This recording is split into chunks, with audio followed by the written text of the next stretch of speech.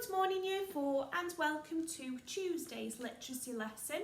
So today we are working in our comprehension books. So this will be the book that you need for today's learning, and the page number that you will need to follow on is page 12 and 13. So page 12 has the extract and page 13 has your questions. The title on page 12 is Caring for Dogs and Puppies. Okay, so for today's learning you will need a pen or a pencil and you will need your work booklet on the correct page, page 12 and 13.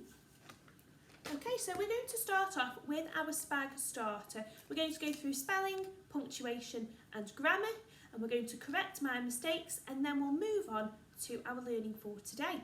So if you want to have a look already, you might have already spotted it at home. We're going to start off with my spellings, and you are going to spot and correct my spelling mistakes. Now if you want to write down in your books the incorrect sentence and then correct it yourself at home, that's great. Or you can watch it on the device and we will correct it on the board. So my sentence in my spellings is Alex couldn't tie his shoelaces. Alex couldn't tie his shoelaces. We need to be looking at where my spelling error is. You might want to zoom in on your device. I want you to have a look at all of the words in the sentence and try and pick out which one is spelt incorrectly. Well done if you spot the incorrect spelling mistake, but can you correct it for me before I get my pink pen out and we go through it together?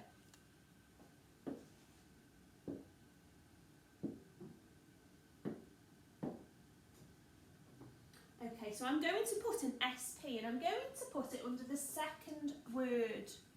So it goes here. And that's because couldn't is spelt wrong. So could, would, should, they are all words which are spelt with O-U. Okay, and we need to put the correct spelling. So couldn't should be C-O-U. L-D-N apostrophe T. If you got that at home and you spotted that, then well done. You spotted that really quickly, and if you put your apostrophe in, even better. Okay, so we're going to cross off my spellings and move on to my next bubble, which is punctuation. So looking at my sentence, you need to identify where the missing punctuation needs to go. And I'll read you the sentence. Have a see if you can put in my punctuation correctly, either in some scrap paper or in your workbooks at home. Before sunrise, Zach ate his breakfast. Okay, so we need to look at where my missing punctuation is. I want us to have a look at this here where it says before sunrise. And before sunrise is what we call a time preposition. It's telling us at what time or when this event happened, and it comes at the start of your sentence. Okay, so it's saying before sunrise, Zach ate his breakfast. That's a main clause, it makes sense on its own. But when we have a time connective, which is also called a temporal connective, we need to have punctuation after it. So that means that we need to have a comma just after my temporal connective. So I'm going to put a P for punctuation, and I'm going to put my comma after sunrise. So I've got my temporal connective before sunrise, and then my main clause, Zach ate his breakfast. So if you got that at home, well done. We have been looking at temporal connectives when we've been at school, so you will know that you do need a comma once that's finished. Okay, so moving on to my final bubble, which is grammar. I want you to try and spot where my conjunction is. So I will read the sentence to you, and if you want to point at it on the screen you can do, or if you want to write it down in a booklet you can. So here is my sentence for grammar. We will go for a picnic unless it rains. We will go for a picnic unless it rains. Where is my conjunction? Where is my main clause? Where is my subordinate clause? And where is that conjunction that links the two together? My main clause is we will go for a picnic, because that makes sense on its own, and we could put a full stop there and that would make sense. It rains. is a subordinate clause because it rains is not a sentence that makes sense on its own, is it? So we need to have a conjunction before my subordinate clause. And if you spotted it at home, you would have circled or pointed to the word unless. Well done if you did spot all three at home. So we've finally finished our spelling, punctuation and grammar for today. Now let's have a look at what we are looking at today. We are reading about Battersea Dogs and Cats Home. So you might have recognised this person here, which is Paul O'Grady. And he is a TV presenter for the programme For the Love of Dogs, which you might have seen at home, or you can even watch it on Catch Up. So if you wanted to learn a little bit about Battersea Dogs and Cats Home, you can. This is their logo. So you've got Battersea, the name, and we've got a dog and a cat for Dog and Cats Home. And they are a organisation which are based in London. So here is my map of the UK. London is there. We are around about here. So it's quite a while away from where we are. So it is in London. And it is an organisation that homes and rehomes dogs and cats. So they might be coming in as a puppy, or they could be coming in as a very old dog that the owners can no longer care for them anymore. And Battersea is a charity that will help the animals and rehome them and take care of them. So that's a little bit of a background of Battersea Dogs and Cats Home. Now what you'll notice in your book when you move on to page 12, there is the introduction here. So if you want to follow with your finger, although we've had a little talk about what Battersea Dogs and Cats Home is, we can have a further look because in our introduction it does give us some insight of the extract that we are reading today.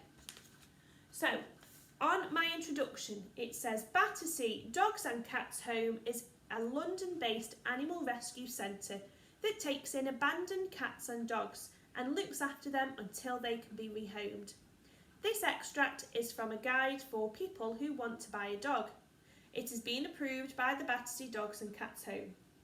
So we're going to be having a look at this text here. And this text that we are going to look at is what we call an information text. So an information text provides facts about a topic which is going to be about rehoming cats and dogs. Okay, so you'll notice that the introduction is here, and the introduction is highlighted in purple in your book, just as it is on my screen. And I just want to go off why the introduction looks a little bit different. Now the introduction is something that you want to be drawn to, the first thing that you read on that piece of paper. Okay, I don't want to be drawn to the ending or the middle, I want to be drawn right up here. Because I want the reader, when I'm writing an information text, I want the reader to have some information about what they are going to read. So for an introduction, it will introduce the text, but it might also use what we call a rhetorical question. Can you remember what a rhetorical question is? We did use this in our writing before Christmas, this was a rhetorical question. I'm going to read the introduction to you. Can you spot where my rhetorical question is? There's a lot to think about when choosing a pet dog. Would you like a puppy or an adult? A male or a female? Is it a pure breed, crossbreed or mongrel best? As you learn about the different types of dog, think about which one would best fit into your family life and home. Where do you think my rhetorical questions were? Because there was more than one, wasn't there? Can you point to them on your piece of paper where those questions are? And I'm going to point to one too. Okay. The first rhetorical question is after the first sentence where it says, would you like a puppy or an adult dog? Okay, there's a rhetorical question. Now, they're not expecting you to write in and answer the questions. A rhetorical question is something that's given in writing which we don't answer, but it makes us think whilst we are reading it. So an introduction is often quite bold and it draws your attention first to what you are going to read about. It will introduce the topic of the text, what we are talking about. Today it's going to be about Battersea Dogs Home. And it will also maybe give you a rhetorical question, and that just engages the reader more and makes them think as well. So when we come on to this part of the text, you will notice that you have got bold writing here, and then you have got paragraphs. Now the bold writing is what we call subheadings, and we definitely use subheadings at school. We are familiar with them, but I'll just recap that a subheading is a small title for a paragraph. So if I am talking about puppy or adult is my first subheading. All the information, the paragraph underneath there, it's not going to be about their diet and what they like to eat. It's going to be about the difference between a puppy and an adult, because a subheading is giving us a very small title to give us some information about what the paragraph is going to be about. So we've got our subheading as the small title for a paragraph. The main text will provide facts about the topic. So this will help you with question 1 in your booklets, where we've talked about the introduction being eye-catching and also giving the reader an insight into what they are talking about. Okay, so let's move on. Now question 2, when you come on to answer your questions, it says to give an advantage of choosing a pure breed puppy than a crossbreed or a mongrel. So I want you to, if you haven't already, I want you to read the text. You can pause the video, and when you've come back, this will give you an insight into question 2, okay?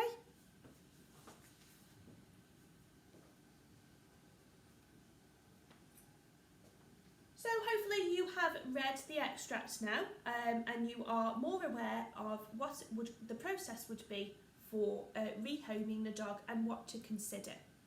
Now I've got 2 dogs here and 2 dogs here. These 2 dogs are what we call a pure breed. So they are 2 dogs which are the same breed, okay? And their parents were the same breed too. If these 2 adult dogs have a puppy, this is their puppy, and it will be a pure breed. And the benefit of a pure breed would be that you are aware of what they're going to look like. You know if there's any health issues, you know how big they're going to grow. So although this is a puppy, you will know when this puppy has grown up, it will look like their parents. So this is what we call a pure breed. Now we're going to move on to here. This is a crossbreed. Can you think why this is called a crossbreed? So we've got the mum, the dad and the puppy. Why do you think these are called crossbreeds and these are called pure breeds? Have a think at home. Okay, so a pure breed is when we have 2 adult dogs who are the same breed. A crossbreed is when we have 2 different breeds. So here we've got a chocolate Labrador. We say chocolate Labrador because they are brown. And then here we've got a poodle. Now, when you breed the 2 together, and when we say breed, that means to reproduce. When these 2 dogs have when the mum has the puppies, they are going to look a mixture of the 2. Okay, so it's not going to come out a chocolate Labrador, and it's not going to come out a poodle. It's going to be cross. So when we think of a cross, okay, a cross means that it has both sides that meet together. So both breeds will meet together and create what we call a crossbreed. Now, you might know at home, or your mums or dads, nans or granddads, will know what is the breed when we cross a poodle and a Labrador. What are they called? If you want to pause the video now and ask any adults in your home, do they know the answer? Or maybe you do as well. Okay, so we would call the puppy would now be called a Labradoodle. Okay, so it's got both names now in there. So we've got Labrador, Poodle, and together they would make a Labradoodle. Okay, so you can see now that here we've got 2 golden retrievers would also make a golden retriever because they are purebred. A crossbreed would make a labradoodle because we've got a Labrador and a poodle, okay? And that can also happen for different breeds when you breed them together, okay? So this might have helped you with answering question 2 in your booklets. So moving on now to question 4. Now question 4 says, why is it important to play games with your dog? And it's a circle answer. Now this is a retrieval question. This is in the text. So you will be able to see that it's under building trust. That's the subheading I want you to have a look at. Read through and you will be able to pick out why it's important to play with your dog. Now I have a dog at home as well, and we love to go on to walks, and he especially loves more than anything his ball. Okay, and that's the best thing for him. If he has a ball, then he is sorted for the day. Now, when we are playing ball, he needs to listen to me. So he needs to know when the ball needs to come back. So I'll say, Bruno, bring the ball back, and he will listen. It also creates a bond, which means that we are bonding and we are getting to know each other more, which means he's starting to trust me. Okay, so when we go and walk to the field, he needs to trust me. When he's on his lead, he needs to know that he is in safe hands and there is no danger around him. We are walking to the park. It also gives him some exercise as well, doesn't it? So playing with your dog provides you with exercise, which is really important for the development of your dogs. Even if you rehome a dog which is an adult, they still require exercise, just like us humans require exercise too. And it also helps them to relax. So once Bruno's been out on a big walk, what he wants to do most is to just lie down in front of the fire and go to sleep. And that's how we would feel if we've been out running around. We would want to relax too. Now hopefully this has helped you with question 4, but you are looking for the subheading of trust. So when you look at the subheading trust, underneath you will be able to pick out and then circle the correct answer. So now we're going to move on to my challenge. Now my challenge today is a little bit different. I don't want to have any work sent in. I don't want you to do any extra reading or any research. I want you to send me in pictures of your furry friends. So do you have a pet? And if you do, it might be a bird, it might be a rabbit, cats or dogs. Send them in and I would love to see your pets. Now here, these are both not my dogs. This dog here is Bruno. And then this dog here is actually my mum's dog. And she's called Mabel. Now this is a picture taken when it was Mabel's first birthday. So they had a puppy party. And you can see in the background they've got a cake stand, so they had what we call pup cakes. So they were cakes for puppies and they had their birthday hats on. So those are my pictures of my 2 favourite dogs in our family. So we've got Bruno and Mabel. If you've got pictures of your furry friends, please do send them over and I would love to see them. It'll be really nice to have a look at your pets at home. Okay everybody, that is all for today, but when you come back tomorrow, remember we are writing and you will no longer need your comprehension book for this week. Okay everybody, good luck and we will see you tomorrow.